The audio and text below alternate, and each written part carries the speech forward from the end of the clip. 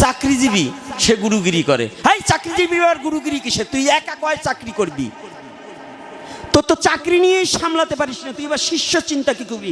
নাম কখন জপ করলি? তুই কখন ঈশ্বরের ধ্যান করলি? ঈশ্বরের ভজন করলি কখন? করেছে? তাহলে সে কি করে গুরুগিরি করে? ও শিক্ষিত হলে, প্রফেসর প্রিন্সিপাল হলে, ডাক্তার হলেই বুঝি গুরুগিরি করা যায় না? এগুলো পাইছেন কোথায়? এগুলো ব্যবসায়। এই ব্যবসায় থেকে, এই ধর্ম ব্যবসায় থেকে সাবধানতা অবলম্বন করুন।